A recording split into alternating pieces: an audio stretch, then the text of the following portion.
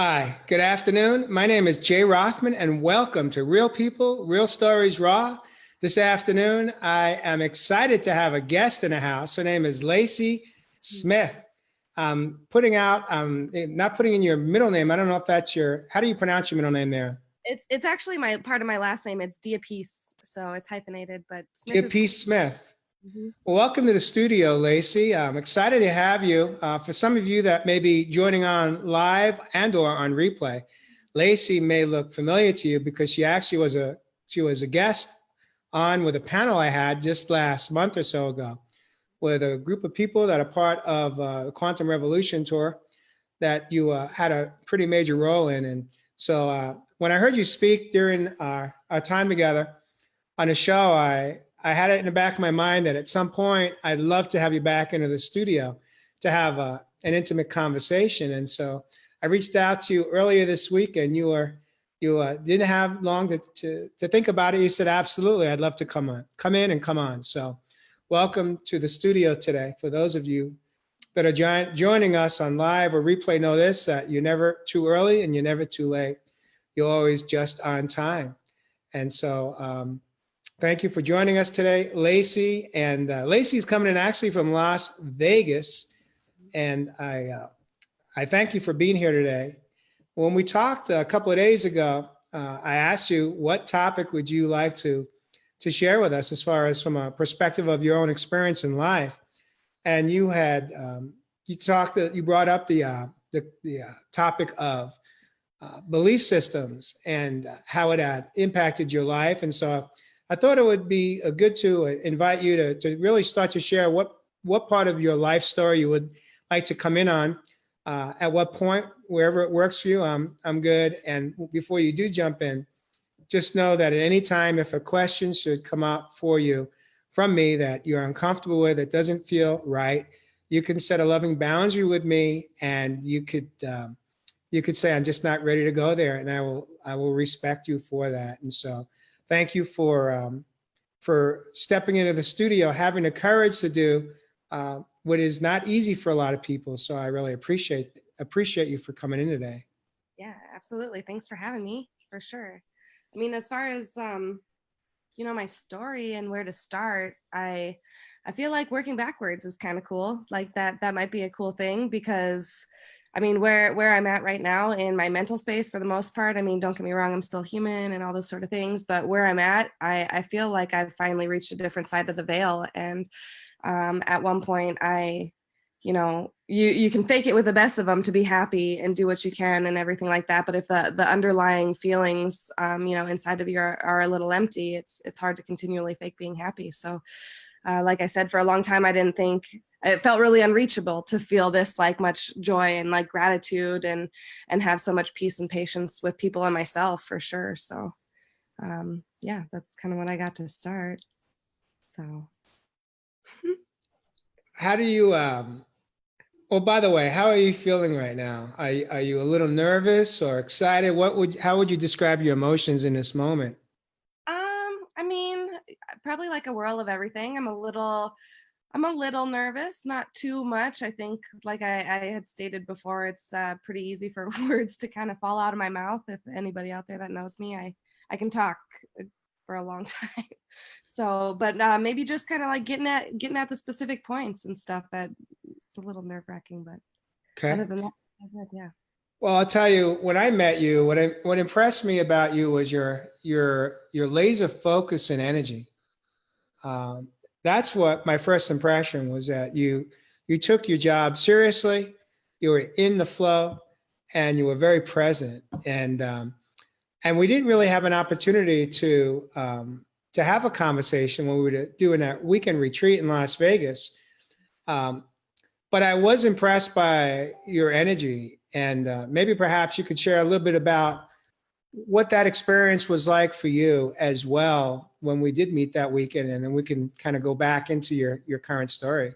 For sure, yeah. I mean, I guess for those who don't really know, I joined the tour a little late. It was a few weeks before we actually had the Vegas tour here at the end of March at Red Rock, and I got asked to be a part of the team. So to a production manager, being able to kind of run around, like you said, laser focus, kind of see everything and nothing all at the same time, and be omnipresent was really like my focus. So, I mean, that being said, it's funny how synchronistic the universe is, or the world, and how everything works, because the job that I had previous, when I was in my early 20s, I got a lot of really beautiful training on how to have that like eagle eye view. And it was a pretty beautiful thing to be out of that environment for so long and be able to come back here and see that it's exactly what everybody needed. So,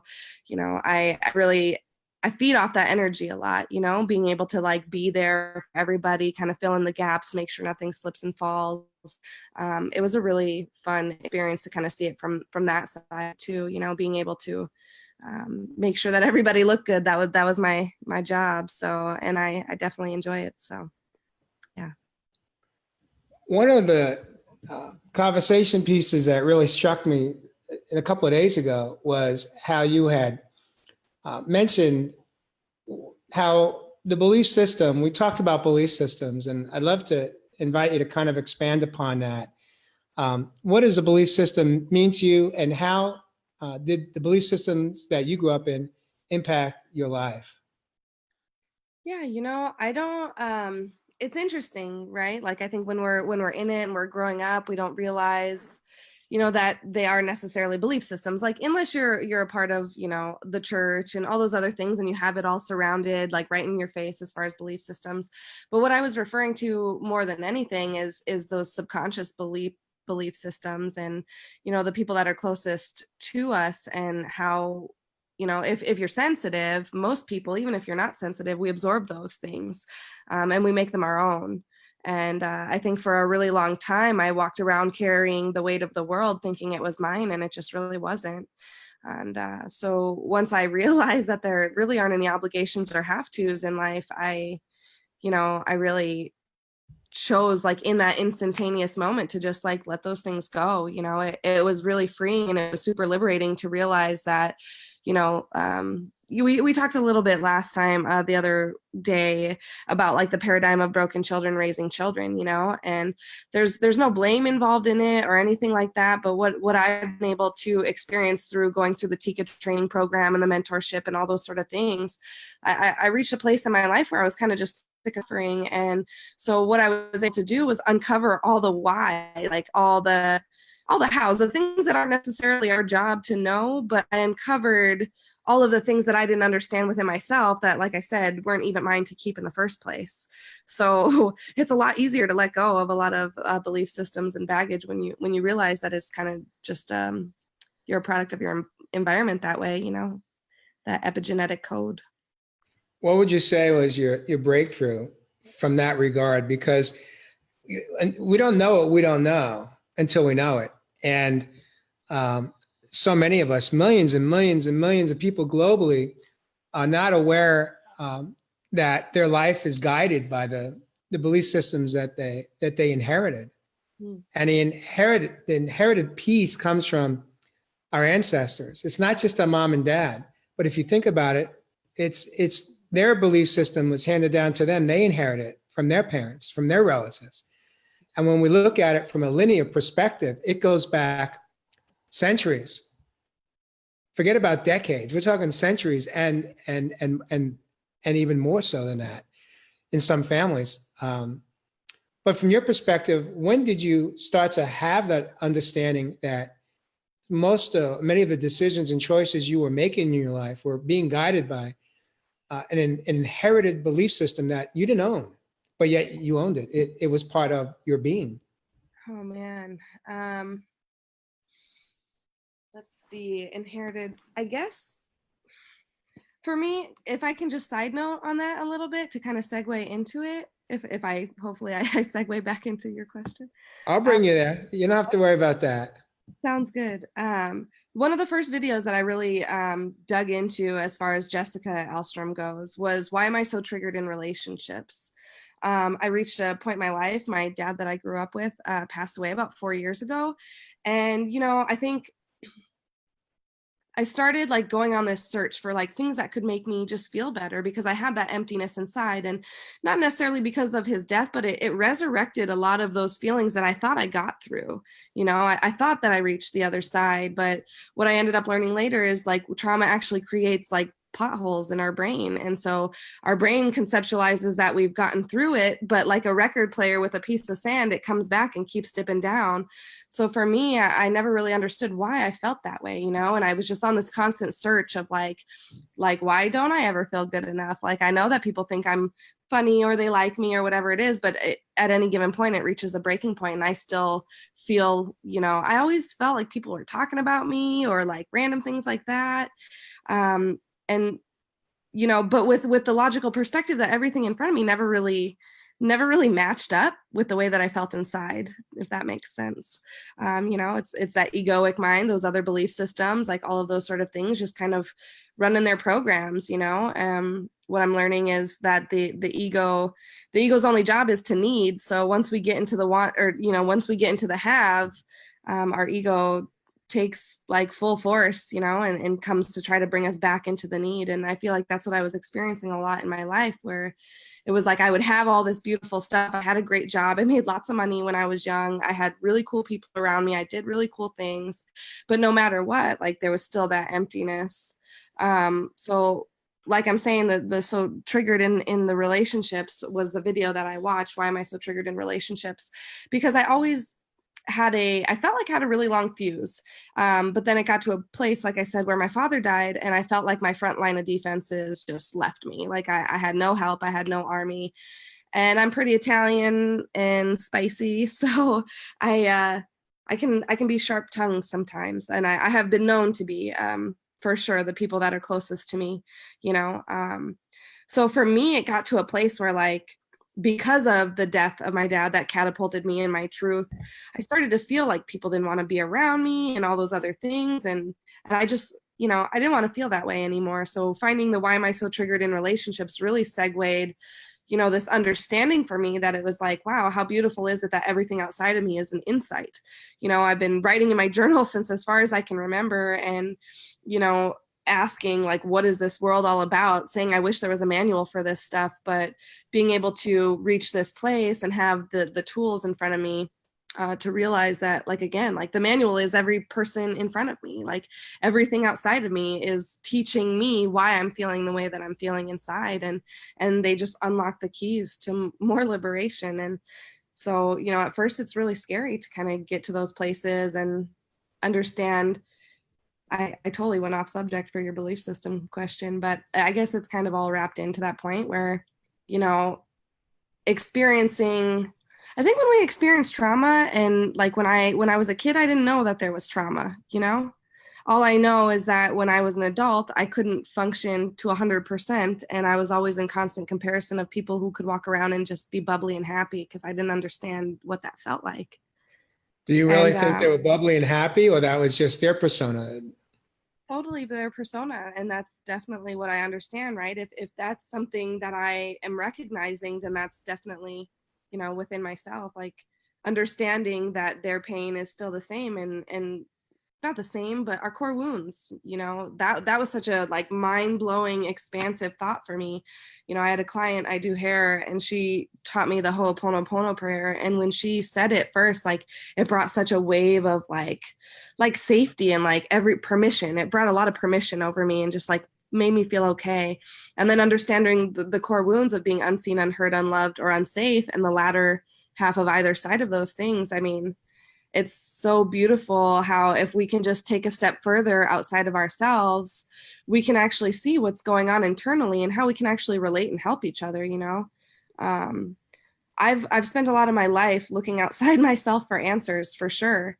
Some people learn lessons the hard way, like in front of their own faces. They have to be the one to do it. And in a lot of ways, I definitely have made my own mistakes and gone on my own journeys that way. But a lot of the time I have really tried to just be observant of everything around me. And when I found out that like everything outside of me is actually within me, like I felt like I just came on like the treasure, I felt like I had all the riches in the world. It made it feel so much easier, as long as I wasn't afraid of the darkness. So, What is the darkness? well,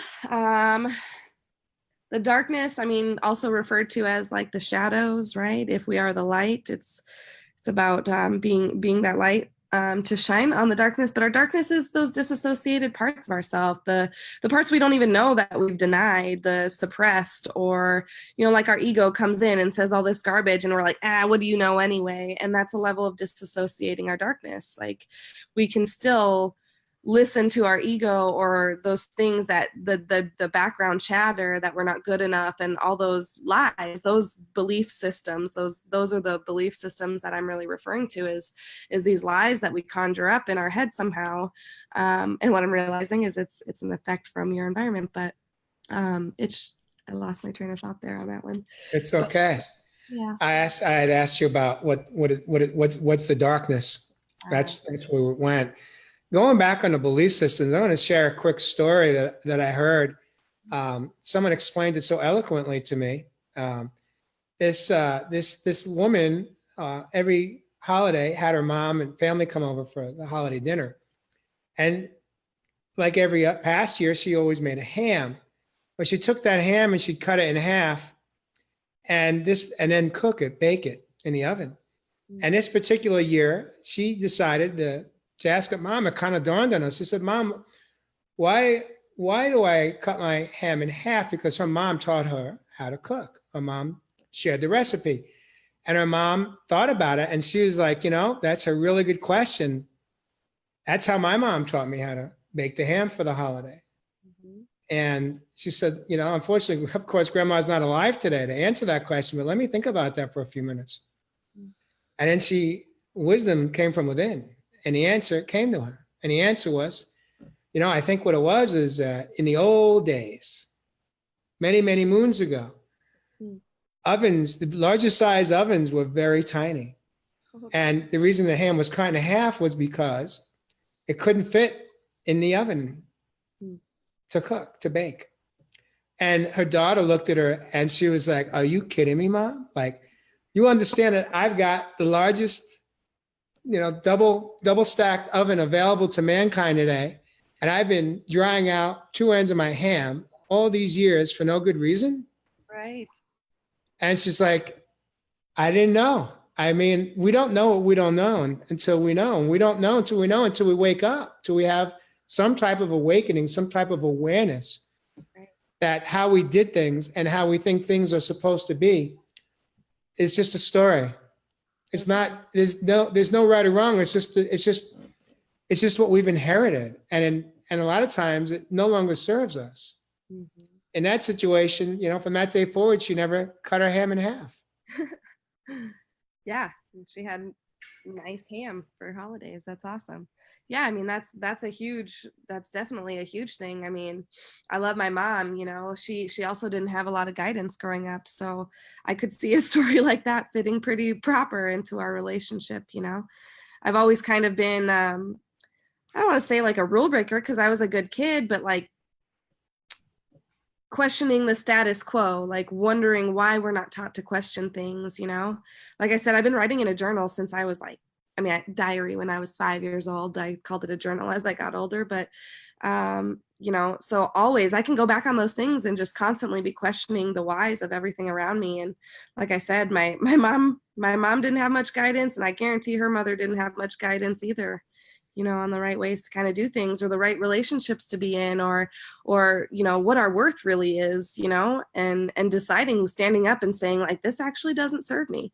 Like my first 3 seconds tells me no, so I need to get out of here, versus listening to everything after that first 3 seconds, which generally tends to kind of be too much logic and draw us down and all those other things, those belief systems. I'd like to jump to something you just said and invite you to share.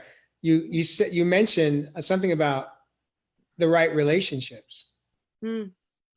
If you could tell me a little bit more about that for you, what makes a relationship right versus, because I suspect you've had a few relationships in your life that perhaps maybe weren't right. How do we define right? How do you define right? Well, it's funny, before we actually went to the tour, I was having a conversation with a friend of mine, and I was just like, I I've been in a place of self-love, right? So I was previously married and all this other stuff, and we've been divorced for a while now, but I've been on this journey of really like filling my own cup, patching the holes in my cup, all that kind of stuff. And we we're having a conversation about relationships and what we're looking for. And it was like, I don't really know that I know what I want exactly. I just want it to feel like a deep breath. Like that was my explanation. I feel like, we are human and discussions happen and all those kind of things. But at the end of the day, do you feel expanded or not? That's been a really solid question that I've used in every instance in my life since I heard it. Does it contract or expand you? And so as far as like healthy relationships, they should feel expansive. You should feel levels of limitless and joy and gratitude, versus, disappointments and setting yourself up to fail by expectation. Hope on expectation could ruin a lot of really beautiful moments, for sure.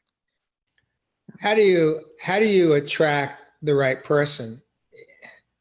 And I guess I'm speaking to you specifically because we all find someone that we are attracted to, but it's not always for the right reasons, right? Right. Yeah. Well, I mean, again, understanding that everything outside of us is an insight. And if, we're a magnet, it's about being a vibrational match to things and our disassociated parts. Those relationships that we attract that aren't good or, they're traumatic or whatever else. I mean, the reason why we generally tend to stay is because our underlying belief systems are that that's what we deserve, or we can't have something better than that. And again, those things come from your environment and seeing what's around you. As far as like what makes a bad relationship or a good relationship, like I said, the insight that the person sitting in front of you has all the things to uncover that you're hiding from yourself. I'll use my specific marriage as an example. Really beautiful human, maybe our birthdays were too close, but really beautiful human, super thoughtful, like really well cultured, so many amazing things. But at the end of the day, like we became wound mates because there comes a time in seeing those things that we don't like about ourselves and then being brought to the forefront. And a lot of times I feel like when we're in a close-knit, entangled relationship where we love somebody, emotions, all that sort of stuff, all we want to do is to be heard and understood and feel safe with all those things. And when we feel misunderstood and we don't feel safe and all those things, then we feel like we got to put our armor on and fight for it. And what usually ends up happening is we blame each other for the very things that we're doing to ourselves, frankly, is kind of what it comes down to. So my ex-husband really, like I said, it started with my father dying, that dug up all of those things that I thought I had gotten through. And then, meeting my ex-husband, we just reflected those disassociated parts to each other, those scared little kid parts, the abandoned child, we really reflected all of that. And so no matter what we did, we were constantly blaming the other person for something. So we were never getting anywhere versus seeing that we were saying the same thing and our hearts were on the same page. There's a huge level of avoidance too that can come with your shadows and your darkness. I calling it darkness makes it sound a little scary. And anybody who's decided to have that conversation and stare directly in their own eyes in a mirror knows that it's not a comfortable thing to do. But it is the key to liberation. And I mean, I definitely feel like that, you said, what is it that brings good relationships to you? And I mentioned, Jessica has she uses the metaphor of being on an airplane and putting the oxygen mask on yourself first. And when I was a kid, I never really understood that. I was like, why would you do that? But it makes so much sense that if you are not at full capacity to manage everything, then you can't take care of anybody around you. And, a lot of us light workers, starseeds, whatever else you want to call us, like we've been consistent, like constant rescuers our whole life because we just didn't know how to rescue ourselves. So that being said, my metaphor in a line with the oxygen mask is, I feel like, we always want our cup to overflow onto everybody else around us. Like I always say Care Bear stare because there's just nothing like more light and love than that. It feels fun. It feels like the cheat codes. It feels like all the good things, But again, if our ego or our inner child or whatever disassociated part of ourself, our 14-year-old, 16-year-old comes back and is constantly poking holes in the bottom of your cup, you think you're flowing in, you think you're doing all the work, you think you're getting it, but there's a slow leak constantly. So we never have anything to overflow. So for myself, I really, I moved to Colorado in October. I had lived here for about 5 years, and it had been a long time coming for me. I was born there, and I felt like there was always a piece of me I hadn't met yet.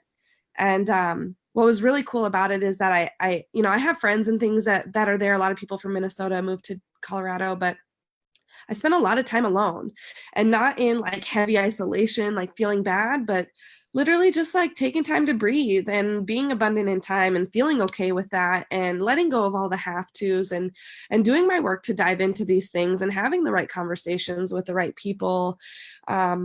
But patching my holes, I spent some good time. I mean, it felt like a fast track, actually, because October till now isn't that long. And, I started the Tika training program at the end of June, but I really feel like that being able to fill your own cup and not need anything outside of yourself, because need, again, is ego. So it's going to always be insatiable if it's a need.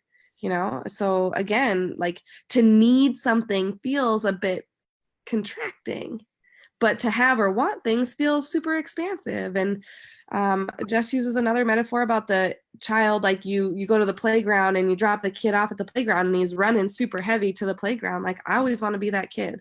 I always want to live in that excitement, because if life and manifestation is about being a vibrational match, then we just got to be at excited or higher. And to me, that just sounds like a killer cheat code. So again, trying to attract your most loving match, or, the most fun, or whatever else it is, like, it's really important to patch your own cups, or patch your own holes, and just really not be afraid, learning how to get excited when we realize that everything is really scary, when we realize it's scary, like if we drop down into scared little kid, then that's where we stay sometimes.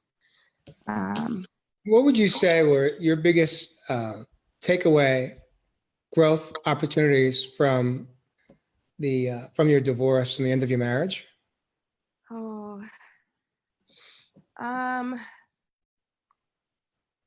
biggest takeaway. We have to, loving people from exactly where they're at, understanding our own journeys and respecting their journeys. I mean, it's really important to relinquish all control and surrender all of that. It's not our job to fix people. It's just not, and if we feel like it's our job to fix people, then we should be fixing ourselves. I think that's my biggest takeaway is, I felt constantly misunderstood and all these other things, but at the end of the day, so did he. So if he wasn't going to choose to look at himself directly in the eyes, then then there was nothing that I could do from that point. And again, at the end of the day, the biggest takeaway is how valuable it is to just say yes to yourself. Like, it really is. And it's totally okay. And there's so much like guilt and like shame, especially around divorce. I think, there's a lot of stuff that goes on there. I think when I got divorced and I had to like, it's like check single, married, divorced. And I was like, oh my gosh, I'll never be checking single ever again, like always divorced. So for my ego, that was a really hard thing to choke down. But then again, like I said, like feeling like, does it contract or expand you? Like, it's all okay. Relinquishing the control for any of it and saying yes to yourself is sometimes like not abandoning yourself. More often than not, you're actually doing that other person justice. We think that we're abandoning them and we think that we're leaving them, but at the end of the day, we're only abandoning ourselves. And if we stay too long and we really try to, stay with someone because we feel like they can't help themselves or any of those things, like, again, like, we're just constantly abandoning ourselves, and then they never get to grow. And we all need a series of rock bottoms. I really believe that. We have to get to that point where it's like, nah, hands up in the air. I'm done suffering, whatever that means. And in every sense of the word. I found a quote that literally has saved my life, and it stay close to anything that makes you glad you're alive. So when I first used that, it was because I was unhappy in my marriage. But the more that I had it around me, I realized that it was my own thoughts too, And so if my thoughts didn't make me glad I was alive, how was I ever going to be happy for no reason? So how long were you married? Not very long. I mean, we were together for 3 years probably altogether. Okay. So one day, were you already on your, let's say your journey of self-discovery Sure, yeah. in the home? And if I may paraphrase what I heard, um, was you are on somewhat of your self-discovery, and your partner was not interested to go there.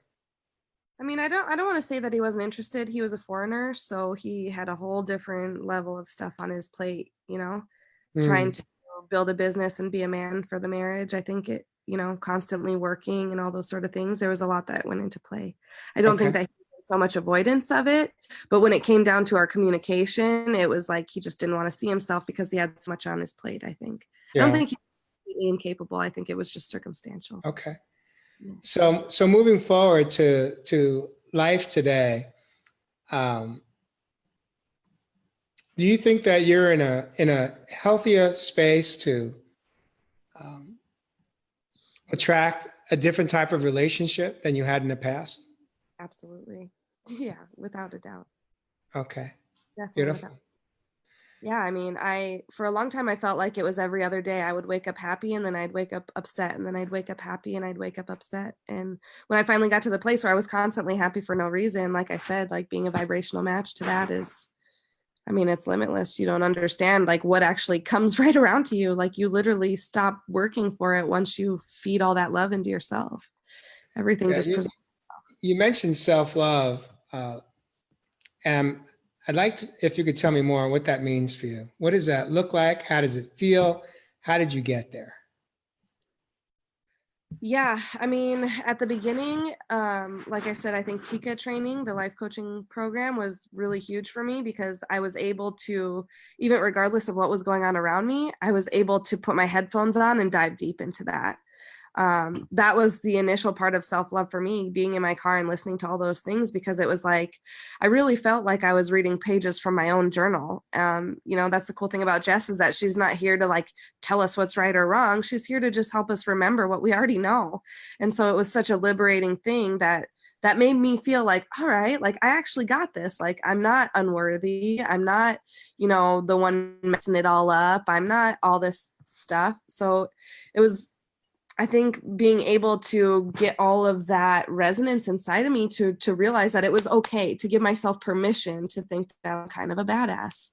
Like it's not, it's really a liberating feeling when you wake up every morning and you're like, I kind of suck, to waking up every day and being like, I can, nothing can stop me, kind of deal.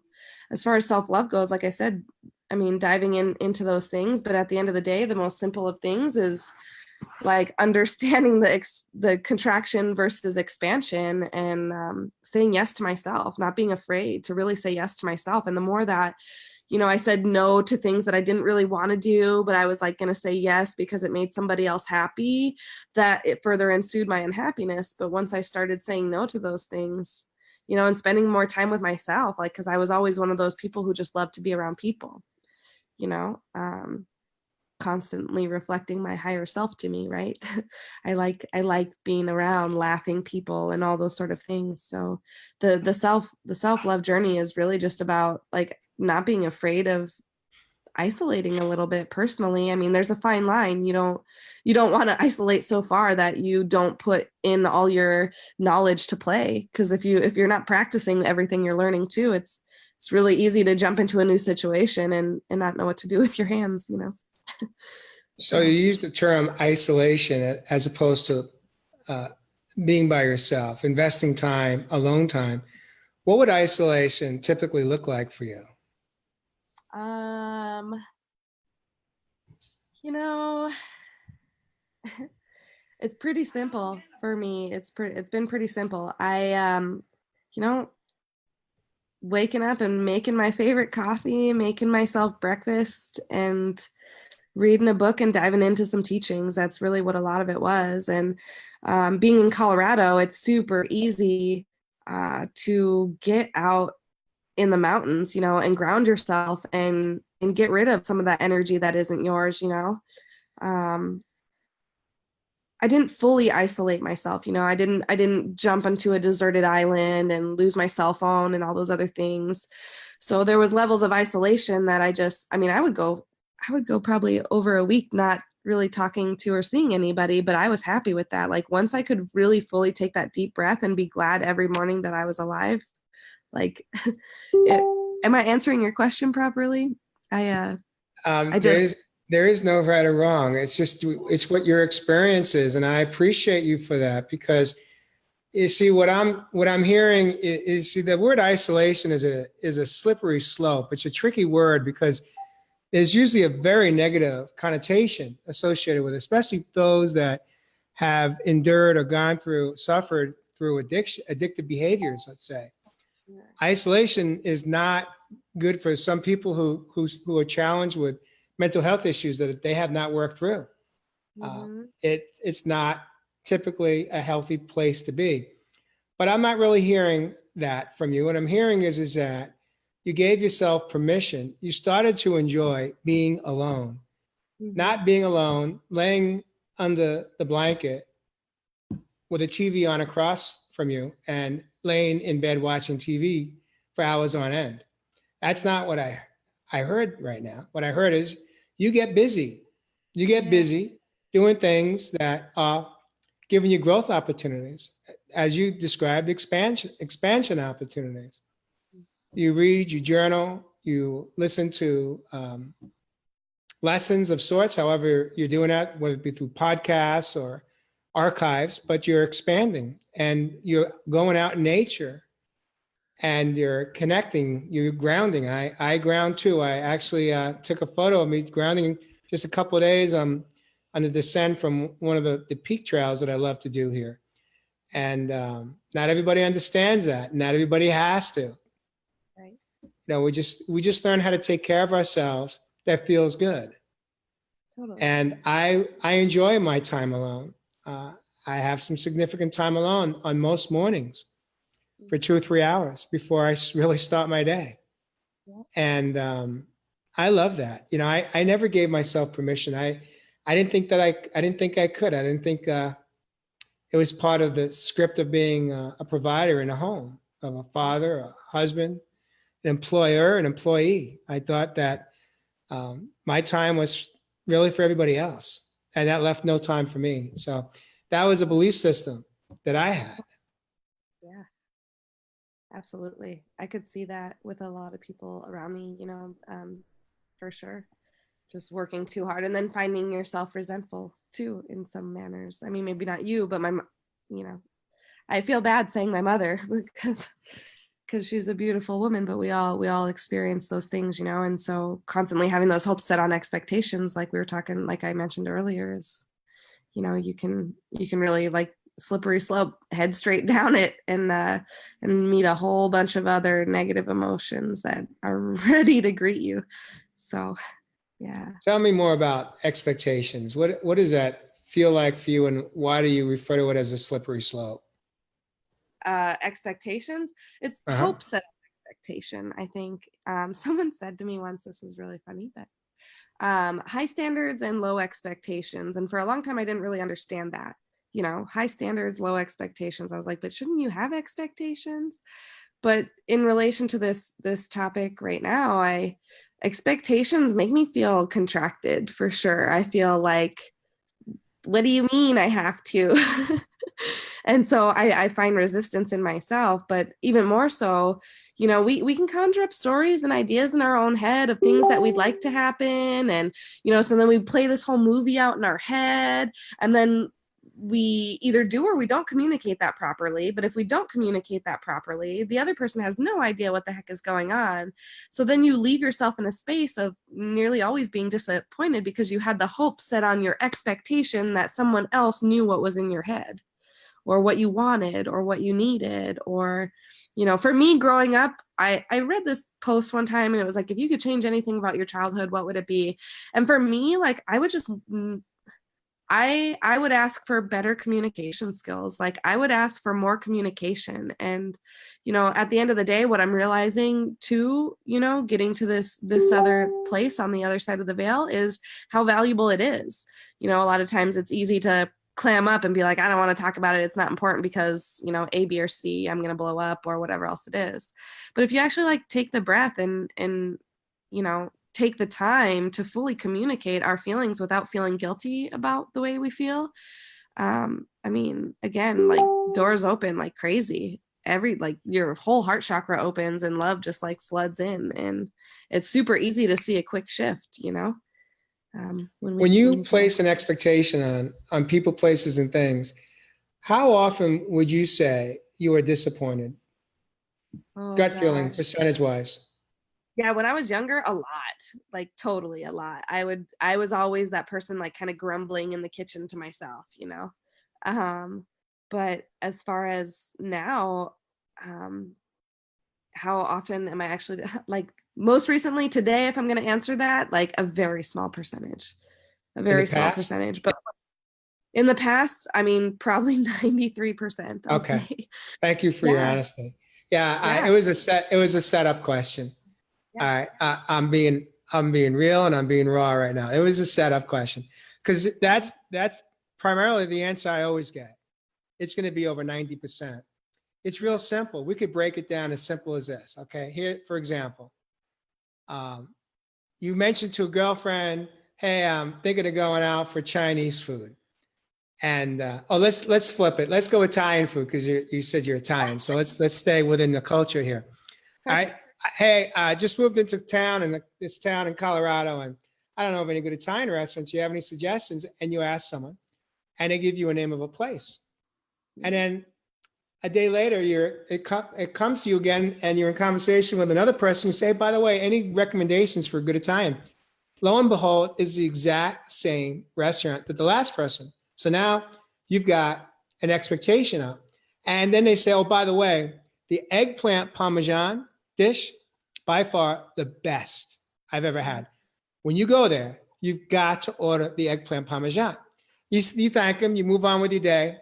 Then that night, you go to that restaurant. Now, the truth is you don't really like eggplant parmesan. It's not your favorite. It's on a scale of 1 to 10, it's about a 7. All right. But what do?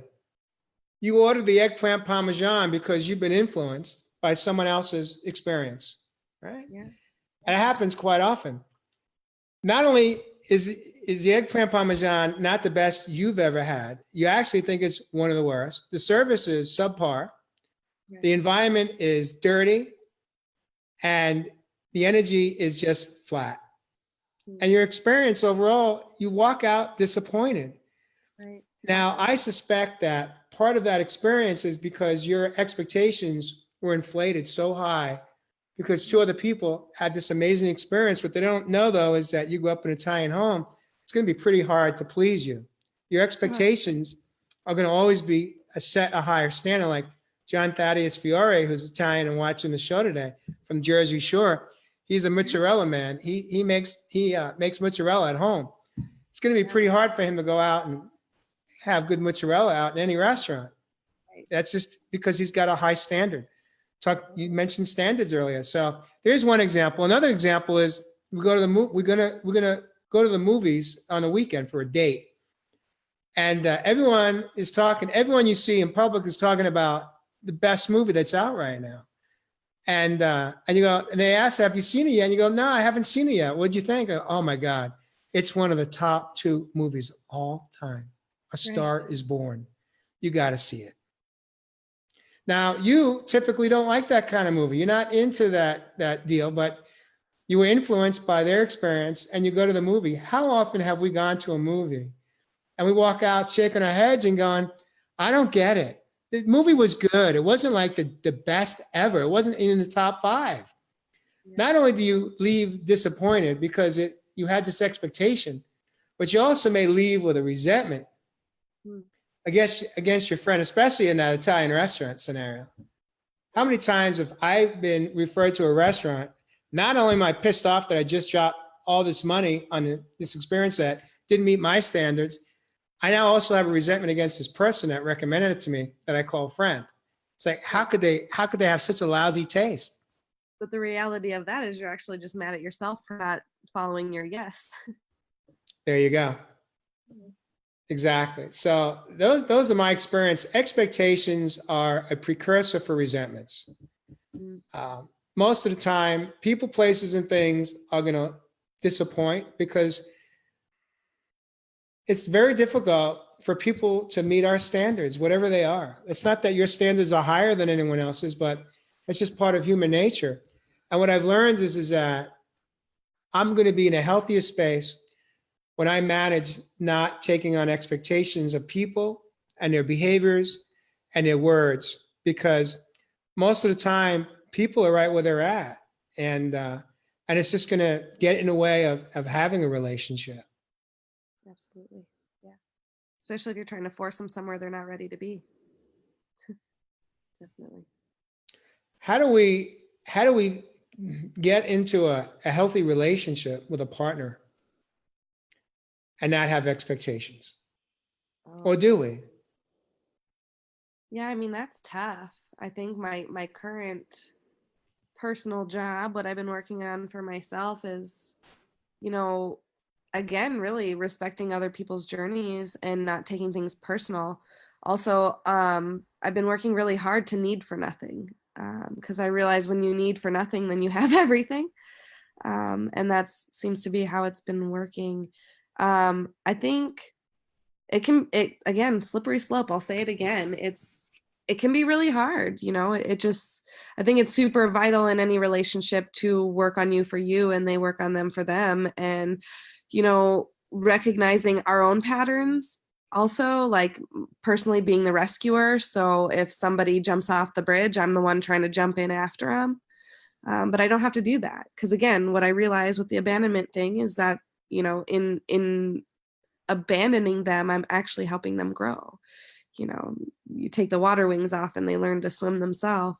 But as far as like your question specifically, I think it's hard. I don't know if there's a right answer for that because we can ebb and flow. I think we really can ebb and flow, and it just depends on where we're at in our journey. And I think having grace and gratitude, for ourselves and for the people around us is so vital, because if we're taking everything personally, then we're never going to hear somebody for what their heart needs to be heard too. We're never going to actually get the message if we're constantly thinking about our answer. That's been a current a current experience of mine for sure, is being able to like listen all the way through and have the discernment to know when somebody's actually finished like pouring their heart out. Does that make sense? I'm such a tangent girl. You are making all kinds of sense here, and you're giving me so many windows to break through, to walk through, so many doors to walk through in this moment. You've mentioned the word abandonment a few times, and I want to circle back to that because when I was early on in my healing journey, when I had hit my second lower rock bottom, initially I was seeing a therapist, and he was the only therapist in my 21-year investment with therapists that actually said anything profound to me. And one of the most profound statements he said to me is that children are abandoned, adults are not. And it's just a different perspective to look at. And I asked him to tell me more. And I said, tell me more. I don't get that. Because if you're exiting out of a relationship and there is some pain there and there's hurt and there's wounds and traumas and everything that goes along with exiting out, one of the partners may feel like they're being abandoned, or you may feel like you are abandoning them if you feel like they're not in a healthy space. And my interpretation of what he meant was, because I asked him to share a little bit more, expand upon that. He said that children are abandoned because they don't have a choice. They are reliant on them, whoever is responsible to be raising them. And so if they are abandoned emotionally, mentally, or physically, they can't tend for themselves. They can't take care of themselves. So children are, in fact, abandoned. That's real. Yeah. Adults, on the other hand, he said, are not abandoned because they can take care of themselves. They may choose not to. They may be making very, very unhealthy choices that put their life at risk, put their health, their well-being at risk to an extent, or as catastrophic as their life.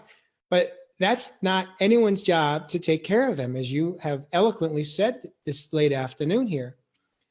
It's their job to feel sick and tired of being sick and tired, to say, enough.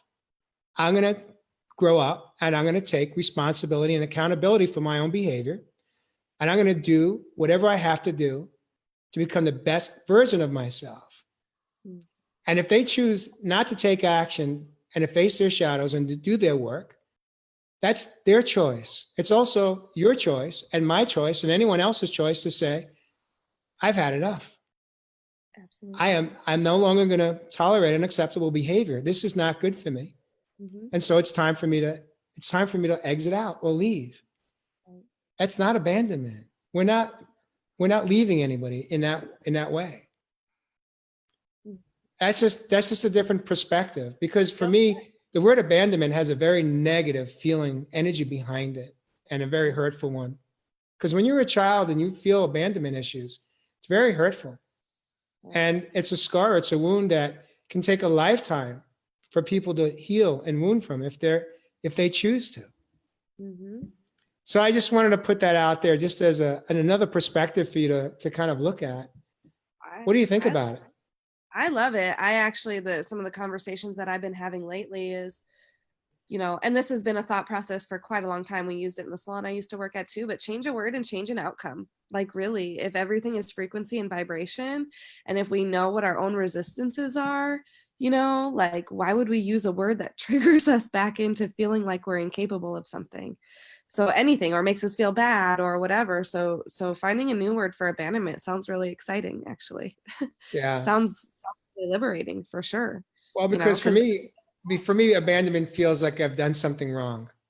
Right. A parent that abandons a child has done something wrong. A child didn't ask for that. A child doesn't have the capacity. The brain isn't even fully mature until on average age 21. So they are reliant on a parent and parents or whoever is responsible to raise them to be there for them. But as an adult, that's not our job anymore. So what we may do is we may choose to exit out or leave a relationship because it's no longer good for us. Right. Yeah. Yeah. And that's totally okay. That's like the most okay thing ever. So many times I think people stay because they feel like they can't, or like I said, guilt, shame, and humiliation. Like I feel like is at the core of keeping us trapped by a lot of those belief systems, The other part of that too is a lot of people stay in a relationship that's not good for them because they're fearful if they leave that their partner may take themselves out, depending on Right. how dark the home is. Right. That's a very real fear. Sure. Yeah. Yeah. That's a hard place. That's definitely not a place that I've ever been in. I've been in relationships where people say things, but the difference when they mean it, for sure. How are you feeling right now in this moment? Yeah, no, I feel good. I mean, I think something that I'm not struggling with it, but like as I've gone through this progression and like bringing myself back to light or lightening up or whatever, I can feel the separation between my understanding in some scenarios, and it's easy for me to forget about it. I'll use a analogy, me being a hairdresser and doing someone's hair that wears glasses, and I keep asking them how it looks and they keep telling me they can't see it. And so, I mean, that being said, with the idea, the concept that you just brought up is, sometimes it is like you feel like you can't leave because you'll be at the mercy, you'll be responsible for somebody else's life. And that's definitely one of those perspectives that I've never, had to fully entangle myself in. And it's really important, I think, to, have the forward thinking and the understanding and the empathy for some people too, because when we're over here, like it feels easy, and it isn't always easy when you're in the darkness, so it was the reason you aren't always here either though. No, totally not. Yeah. Absolutely. Yeah. That's why one thing, what's that? Go ahead. I'm sorry. So that's why the dip in my energy happened, because I was like, like I always love the insights to be more aware of the people around me, you know, because it's easy to be like, hey, come on over, the water's warm, like it's so pretty, look at it. But if people aren't ready and they're just not there yet, you can't force them, you know. And so it's a really weird place sometimes to be, because you do have to like leave them to find it for themselves, you know. What happens when you splash that person with water? Do they stay or go usually? You know, when Um, you're trying to get them to go in the water, and they're like, "No, it's you know, I'm not ready yet, whatever." And then you're in the pool, so you splash them. Do they normally jump in, or they usually run away at that point?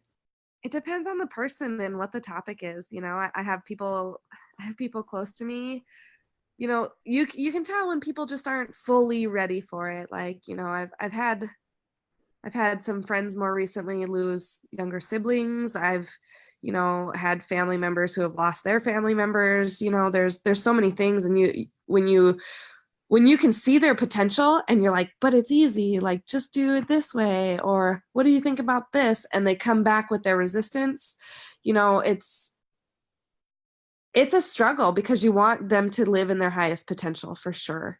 You really do. But that has been a solid lesson for me. I have some people who just deny it and go about like that excuse loop to why they believe what they believe, or why things are the way they are, or whatever else it is. So I've learned to just kind of like go, interesting, because I understand it from a different perspective. So I'm commenting on that, which allows me to not entangle myself in whatever they're trying to commiserate. So it's really easy that way. But I've also had other people, like I said, who have experienced death really close to them. And they're like, listen, like, this is where I'm always at in my head. But right now I'm just not in that headspace. You know, like I get it. I understand that it's easy, but I'm going to respect myself and know that I have to live here for a little while to get through it. So there have been a whole wide array of, I think, responses to that. And, you know, one of my best friends specifically, that was something that was super empowering to me, is to, you know, as much as we want to dive out of the darkness and like run from it and everything like that, it's scary to stand in it, but sometimes we really have to. And respecting yourself and loving yourself enough to know where you're at and not lie to yourself to try to get somewhere else for someone else. Again, another tangent, but yeah, I've gotten a whole wide array of, it made me cry a little bit, but made me a whole array of experiences, you know. And at first it was really hard for me to be like, but don't you just want to be better?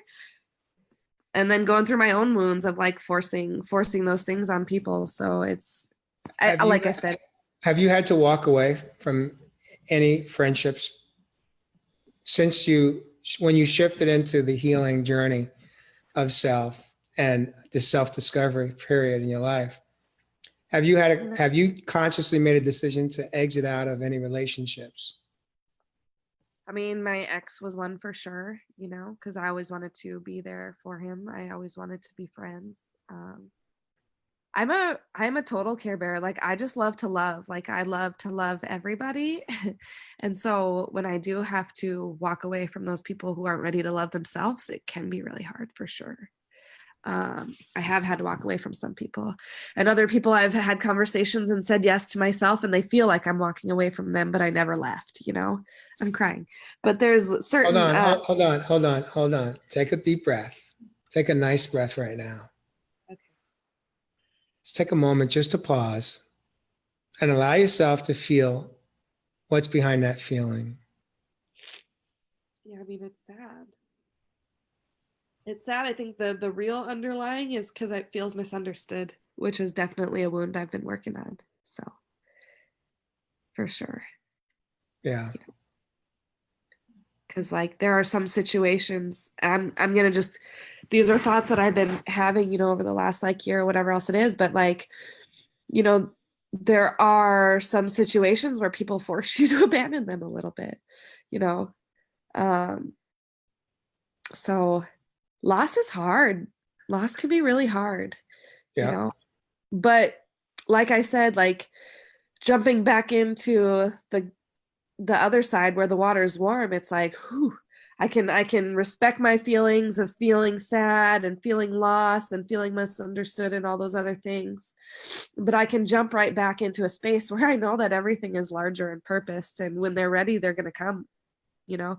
I've subconsciously, I even did that when I was younger. I had a specific friend who was a guy, and we dated, and then we went our separate ways, and he had relationships and we were always friends.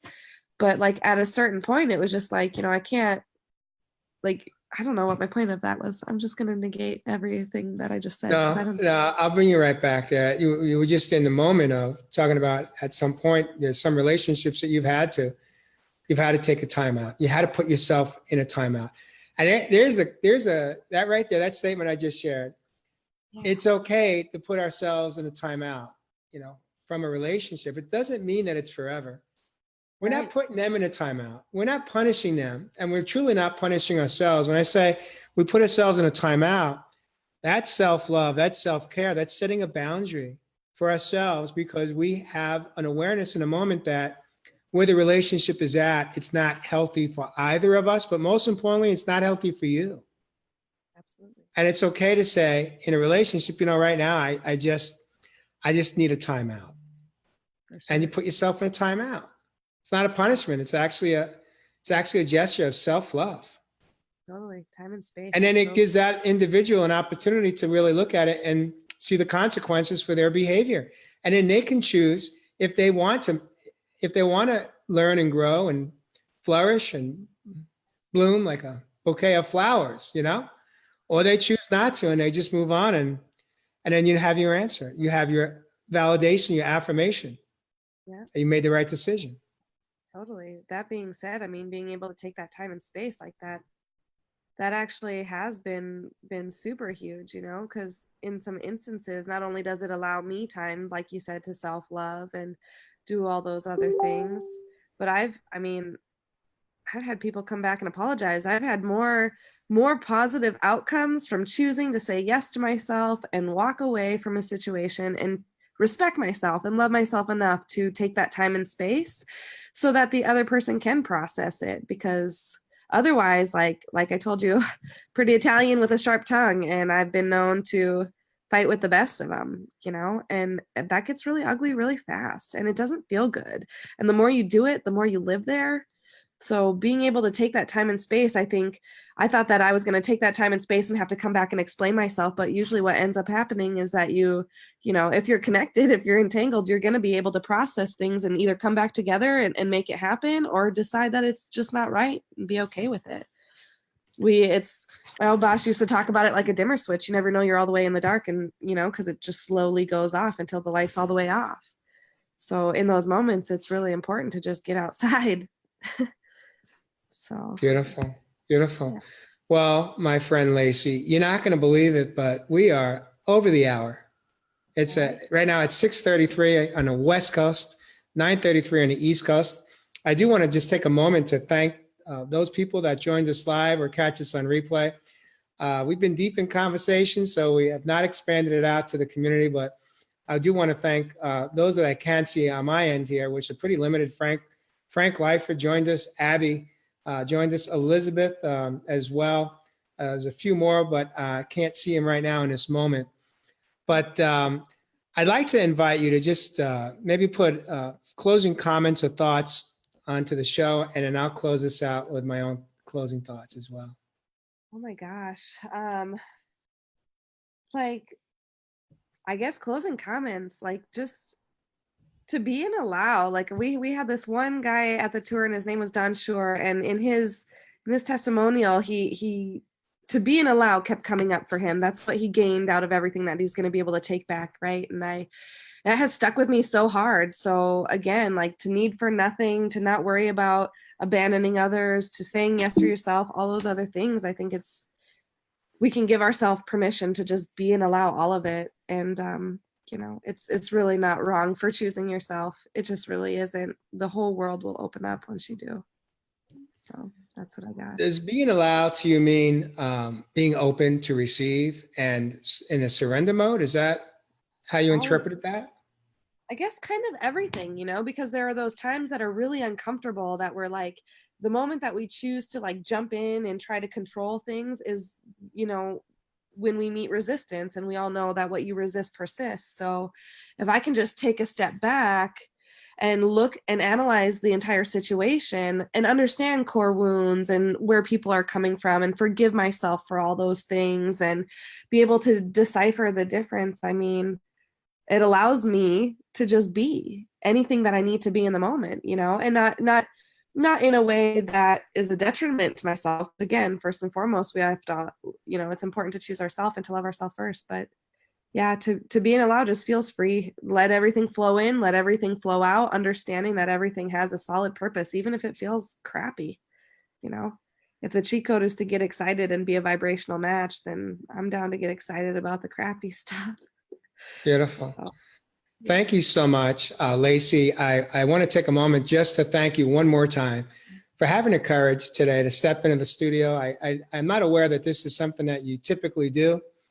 And perhaps if it's your first or second time or so that you've come in live in a studio here with me, this is in fact the second time. I so much appreciate you, your honesty and your courage to come in and be vulnerable, to be authentic, and to share your truth and your experience in your life. And here are my closing thoughts. And hopefully I'll be able to contain my emotions. And if not, I'll be okay with that. I want to just acknowledge something about you, Lacey, is that you look like you're not a day over probably 25.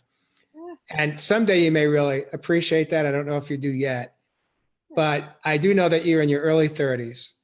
And what that means to me is it just gives me so much hope for people that are in your generation and younger.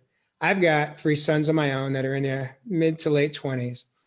And I know so many people that have kids that, you know, I'm old enough to be your dad, obviously. I'm 57 today. And, but I'm just so appreciative to meet people like you that when I hear you speak and I understand the lifestyle that you're choosing to live today and how much you desire to grow and expand, it gives me hope for the future for the younger generations, that you don't have to wait till you are 54 years old, like I did, till I hit my rock bottom and I was near death, to have my awakening, to know that there's got to be a better way to do this thing called life. You know, in the old days, I was living to die. And today, I am dying to live. And I treat each day just like that. I treat each day with excitement and adventure and just appreciative and gratitude for what I have today, and work really hard not to take it for granted, but also come from a space of respect and love and kindness for others that are worthy of it. And life is good today, but it wasn't always that way. And it took me a long time to wake up, and I almost didn't. And so to meet someone like you, Lacey, who had your awakening and is on your path to healing your own childhood wounds, traumas, pain, and uncover the layers where you can come home to yourself, uncover the darkness, the shadows, as we talked about tonight. It's such a beautiful gift that you're giving to yourself at such a young age and to your friends and family. Absolutely. And I can only hope that the people in my world, in my life, get to the space where you are at the age that you're at, because it's such a beautiful conversation we had today. And I appreciate you for that. And I honor you for this moment. So thank you. Thank you so much. It was really nice to just sit and chat with you. It was beautiful. And with that, have a beautiful evening. If you could just stay in the studio for just 2 minutes here so we can just kind of have a private moment. I'd like to thank those of you that joined us live and or on replay, the Real People, Real Stories Raw. We'll catch you actually Saturday. I've got a show coming in. My guest is going to be coming in from overseas, from the UK, from Great Britain. And she has quite the story that she's going to come in and share about her past and her life and how she has rebounded to live an authentic life today and loving herself. So that'll be Saturday. In the meantime, thanks for joining us on Real People, Real Stories, Raw.